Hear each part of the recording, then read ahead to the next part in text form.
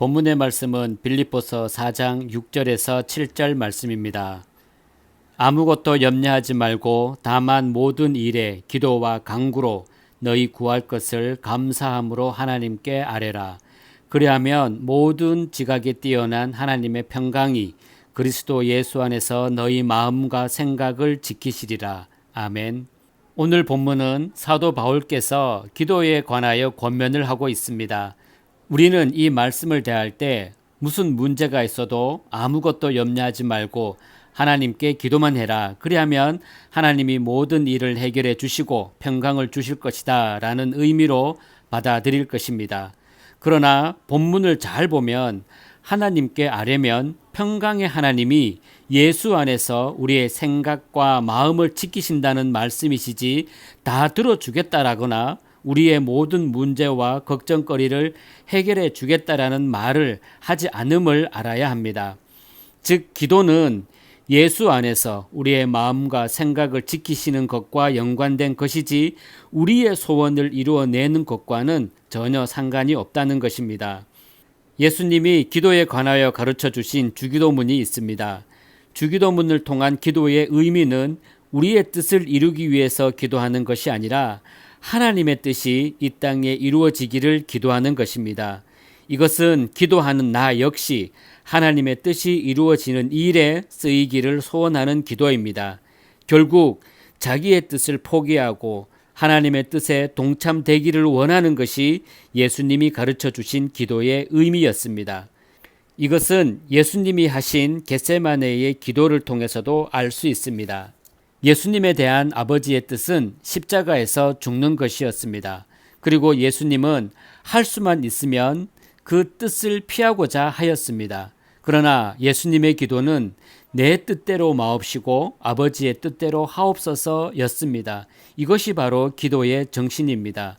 기도는 내 뜻을 이루기 위한 수단이 아니라 내 뜻을 포기하고 아버지의 뜻에 순종하기 위한 것입니다.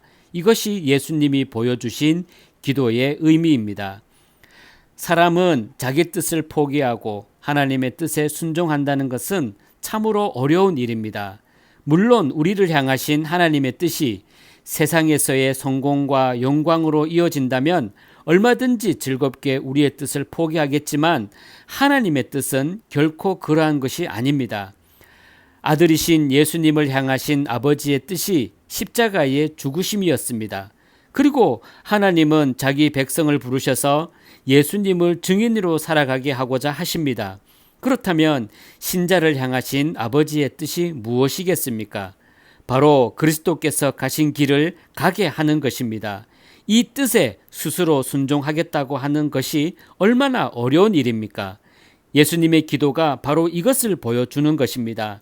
아버지의 뜻에 순종하기가 참으로 힘들 수밖에 없어서 내 뜻 말고 아버지의 뜻에 순종하게 해달라는 기도를 하게 되는 것입니다. 이렇게 볼 때 기도는 하는 것이 아니라 하게 되는 것이라고 말할 수 있습니다. 기도를 한다라는 것은 자신의 소원과 뜻을 이루기 위해서 하나님을 찾는 것입니다. 그러나 기도를 하게 된다라는 것은 하나님의 뜻을 알고 우리 자신의 연약함을 알게 되어 하나님께 도움을 구할 수밖에 없게 되는 것입니다.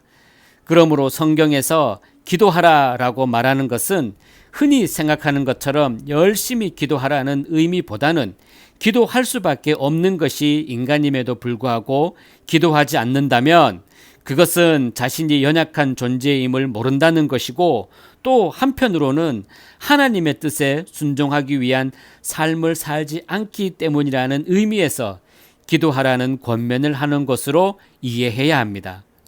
다시 말씀드리지만 기도하라는 것은 우리 개인의 뜻을 이루어 주시겠다는 약속이 아닙니다. 오히려 우리의 뜻을 버리고 하나님의 뜻에 순종되기를 구하라는 것이 성경이 말하는 기도입니다.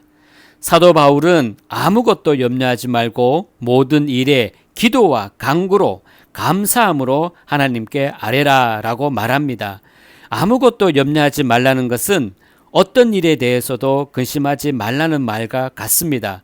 그런데 어떻게 생각하면 이러한 말은 하나마나한 말처럼 느껴집니다. 왜냐하면 염려라는 것은 하고 싶어서 하는 것이 아니라 우리가 처한 환경과 형편에 의한 불안한 마음 상태가 우리를 염려하도록 만들기 때문입니다. 따라서 염려란 염려하지 말아야지라는 우리의 의지로 억누를 수 없는 것이라고 말할 수 있습니다. 오히려 염려하지 않는 길은 근심되고 걱정되던 상황과 형편들이 해결되면 염려는 사라질 것입니다. 그런데 사도 바울은 아무것도 염려하지 말고라는 말을 합니다. 과연 이것이 무슨 뜻이겠습니까? 예수님은 마태복음 6장 34절에서 그러므로 내일 일을 위하여 염려하지 말라. 내일 일은 내일 염려할 것이요 한날 괴로움은 그날의 족하니라 라고 말씀하십니다. 내일 일을 위하여 염려하지 말라라는 것은 내일 일은 우리의 생각과 상상대로 되는 것이 아니기 때문입니다. 다시 말해서 내일 일은 우리의 생각에 달린 것이 아니라 바로 하나님의 뜻에 달린 것이기 때문입니다. 그래서 신자는 내일을 사는 것이 아니라 항상 오늘을 살아가는 것입니다.